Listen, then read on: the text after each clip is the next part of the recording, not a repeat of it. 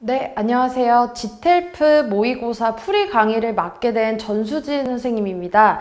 자, 오늘은 지텔프 풀이 강의에 앞서서 간략하게 지텔프 시험이라든지 문법, 그 다음에 청취, 그리고 독해마다 각 영역에 대해서 풀어나가는 방식이라든지 학습 전략을 간략하게 한번 살짝 소개를 하고 넘어가 보려고 하는데요. 자, 이번에 첫 번째 나와 있는 파트인 grammar section, 여기 먼저 설명 한번 해보고 넘어가도록 할게요. 자, 일단 지텔프 문법이라고 한다면요, 보다시피 구분 없이 총 26문항이 출제가 됩니다. 자, 그래서 파트에 구분이 없다라는 건 이렇게 문법적으로 정해진 부분이 이렇게 계속 나오는 게 아니고요. 이렇게 나오는 영역은 1번부터 7번까지 지금 이렇게 문항별로 정리를 해놨는데, 출제 범위는 굉장히 한정적이에요. 출제 범위는 한정적이지만 뭐 나오는 순서가 정해져 있다든지 그런 게 아님을 지금 설명하고자 하는 거고요. 1번부터 7번까지의 출제 범위와 이런 식으로 영역이 굉장히 한정적이라는 건 지텔프 모의고사, 지텔프 시험에서 원하는 성적대를 내기 위해서는 문법 부분에 조금 더 투자를 많이 한다면 완벽한 점수를 여기서 조금 얻어낼 수 있다를 이야기하는 겁니다. 자, 그래서 1, 2, 3, 4, 5, 6, 7번 뒤쪽에서도 또 설명을 할 거기 때문에 일단 먼저 넘어가도록 하고요. 하나 명심해야 되는 것들은 굉장히 출제 범위와 출제 영역이 한정적이다. 7개 영역밖에 없다라는 거 보시고 넘어가면 되겠습니다. 자, 그 다음에 지금 1번부터 쭉쭉 나오는 영역별로 어떻게 해야 도대체 단기간에 원하는 점수대를 달성할 수 있는가에 대해서 설명을 하는 건데요. 첫 번째 보시면 시제라고 나와 있는 거 보시죠. 자, 시제는 출제 빈도가 굉장히 높은 영역이에요. 그래서 밑에는 가정법 부분도 좀 이따 설명을 하기는 할 건데, 여기 나와 있는 요 1번의 시제랑 여기 있는 요 2번의 가정법 영역이 자, 출제 빈도수가 굉장히 높아요. 출제 빈도가 높다라는 건 26문항에서 각각 7문항 그리고 거의 7문항 정도를 차지하고 있다라는 겁니다. 자, 그래서 시제 문제 같은 경우를 본다면 시제가 정말 많기는 해요. 동사에는 12시제, 12개의 시제가 있고요. 수동태, 능동태까지 이렇게 합치면 총 24개의 형태의 시제들을 다 확인할 수 있겠죠. 시제와 태별로요. 자, 근데 앞서 말한 거랑 똑같이 시제라고 하면은 이렇게 진행 시제와 완료 시제에 대한 것들이 많이 출제가 되기 때문에 이 부분만 살짝 초점을 맞춰서 공부를 해주시면 됩니다. 자, 그 다음에 두 번째는 가정법인데, 가정법이라고 하면은 사실 말 그대로 하나의 원칙 같은 것들이 다 정해져 있기 때문에 공식만 명확하게 수험생분들이 암기를 해주고 넘어가시면 됩니다. 자, 그래서 이번에 가정법 부분을 한번 보면요. 가정법 과거, 가정법 과거 완료, 그리고 많은 사람들이 조금 헷갈려 할 수 있는 요 혼합가정법, 요 내에서만 출제를 하기 때문에 1번, 2번, 그리고 혼합가정법까지 3번, 이렇게 얘네들의 공식만 꼭 외우고 계시면 될 거예요. 그래서 가정법은 대부분 많은 사람들이 틀리는 문제가 아니고 점수를 쉽게 받게 하기 위해서 이렇게 좀 내는 문제들이기 때문에 기본기에만 충실하게 공부를 하셨으면 웬만하면 틀리지 않고 넘어갈 수 있는 문제다. 그래서 가정법 같은 경우는 명확하게 공식을 꼭 암기를 해서 헷갈리지 않을 정도 명확한 수준만 만들어 놓으시면 됩니다. 그 다음에 세 번째가 접속어인데요. 1, 2번 같은 경우는 문제를 많이 풀다 보면은 대충의 감과 흐름을 찾아서 풀어나갈 수는 있을 텐데, 요 3번 접속어에 딱 별표를 치고 설명을 하려는 이유가, 여기서 출제 빈도라든지 출제율이 높지는 않은데요. 여기서 많은 수험생분들이 오답을 다 내시죠. 자, 접속부사, 관계사, 간접의문문, 의문사, 그리고 전치사까지 출제 영역이 접속사, 접속어라는 부분 속에 출제 영역이 굉장히 광범위합니다. 그래서 이 접속어라는 것이 가지고 있는 그 하위적인 품사들이 굉장히 많기 때문에 문장의 구조와 그 각각의 품사 그리고 역할을 통해서 접근을 해줘야 되기 때문에 이게 조금 어려울 수 있고요. 그리고 빈출 접속사와 빈출 전치사 같은 것들이 항상 동반돼서 문제에 출제되기 때문에 걔네들은 반드시 암기를 하고 넘어갈 것. 그래서 접속어를 풀어나가는 것들은요, 빈출되는 것들에 대해서 암기를 기본적으로 해서 밑바탕을 다져놓은 다음에 이제 문장의 구조를 통하여 간략하게 품사에 대한 학습을 하게 된다면 접속어 문제도 쉽게 맞추실 수 있을 겁니다. 자, 그 다음에는 이제 4번 준동사 그리고 5번 조동사 이렇게 설명할 건데요. 4번의 준동사라고 하면은 부정사와 동명사만을 출제한다는 건 분사는 거의 출제가 되지 않습니다. 아예 안 되는 건 아니고요. 출제 비율이 조금 적다라는 걸 이야기를 해요.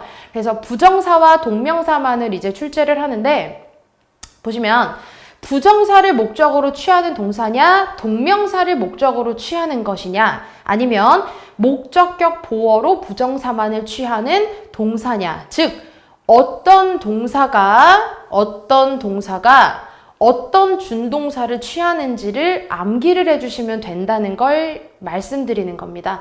자, 그래서 준동사 같은 경우는 문제를 풀어나가는 경우는 준동사를 취할 수 있는 타 동사를 암기하고 넘어갈 것. 이게 이제 이 준동사 문제를 풀어나가는 핵심이고요.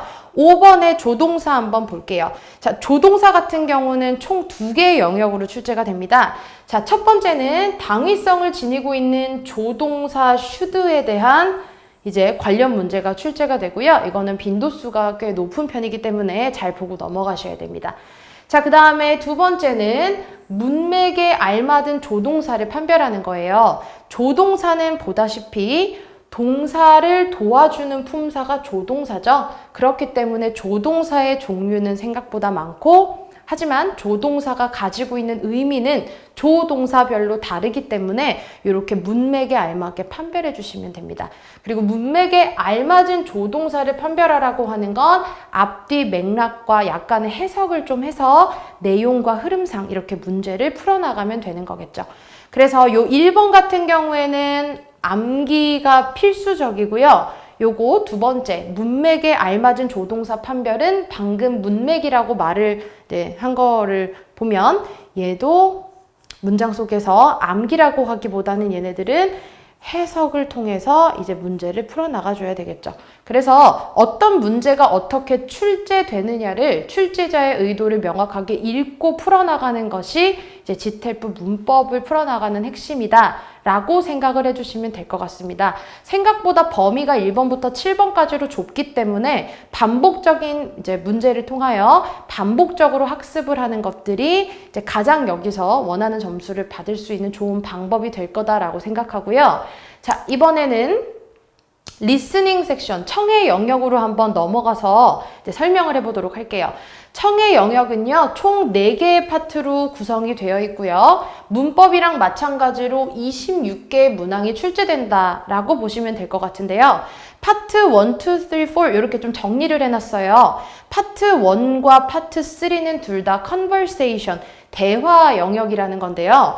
파트 1 같은 경우는 화자에게 본인이 가지고 있었던 뭐 경험담을 전달하는 거, 파트 2 같은 경우는 뭐 전문가의 정보 전달, 3번은 주제에 대한 의견 묻고 말하기, 4번 같은 경우는 연사가 특정 주제에 대해서 강연과 발표를 합니다.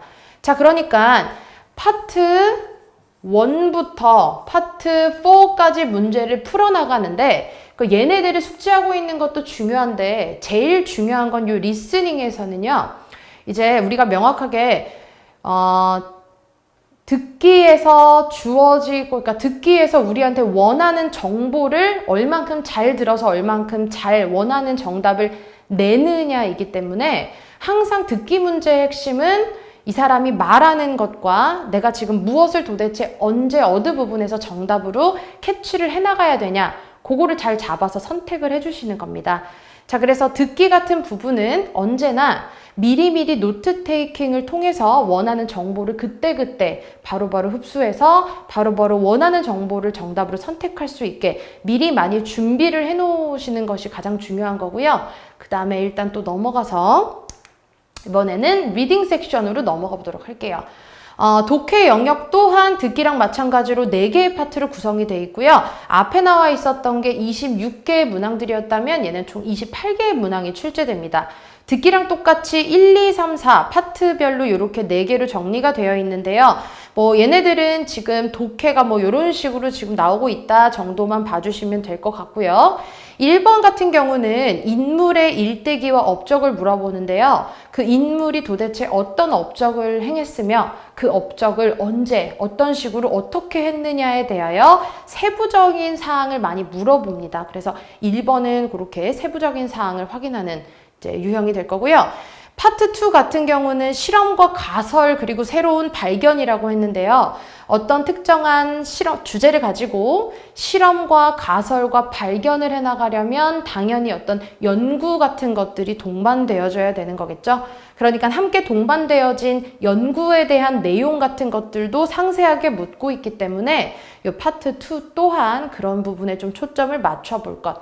그 다음에 파트 3는 백과사전 지식 을 묻고 있고요. 그 다음에 뭐 사실적인 지식에 대한 확인을 묻고 있고요. 이제 파트 4 같은 경우는 마케팅이나 사업 제안 같은 서신과 뭐 이메일 이렇게 해서 총 4개로 정리가 되어 있다는 거 한번 확인해 보시고, 자, 지금 여기 이제 제일 중요하게 설명을 드릴 게 바로 뭐냐면요.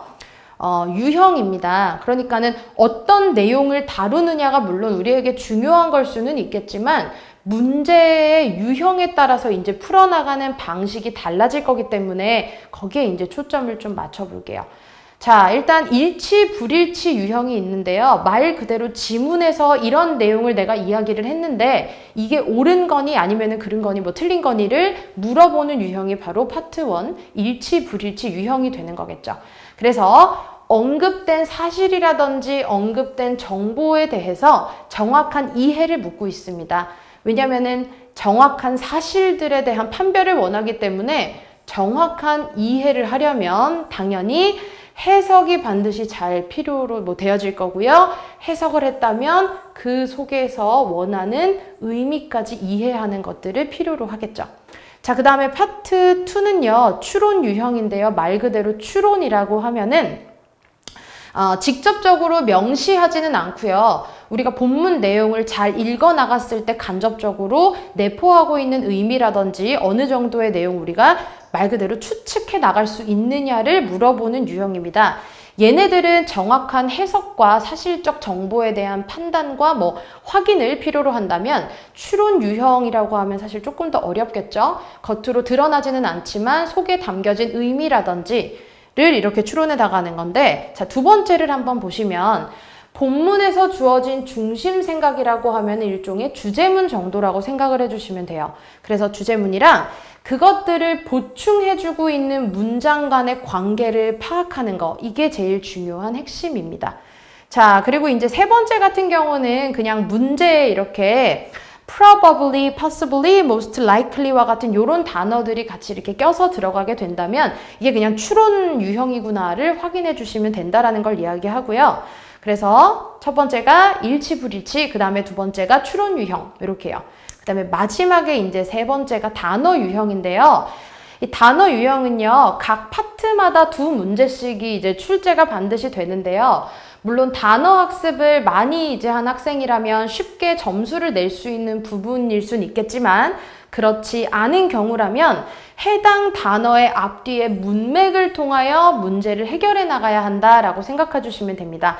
그래서 이것 또한 사실 문맥을 통하여 해결하라고 하는 것들은 문장 속에 주어진 내용들에 대한 이해를 묻고 있는 것들이기 때문에 사실 앞에서 이야기했던 추론 유형과 크게 다를 게 없다라고 생각을 하시고 이제 문제에 좀 접근을 해주시면 될 것 같습니다. 자, 그래서 여기까지가 이제 오리엔테이션이었고요. 문법 영역이라든지 그 다음에 뭐 독해 영역이라든지 아까 이야기했던 청해 영역이라든지 요 세 가지 영역 다 풀어나가는 방식은 굉장히 명확합니다. 그래서 그 명확함이라든지 많은 반복 학습과 훈련을 통해서 풀어나가신다면 이제 원하는 점수를 꼭 얻으실 수 있을 거고요. 그럼 저는 이제 모의고사 풀이 강의에서 다시 찾아뵙도록 하겠습니다. 자, 감사합니다.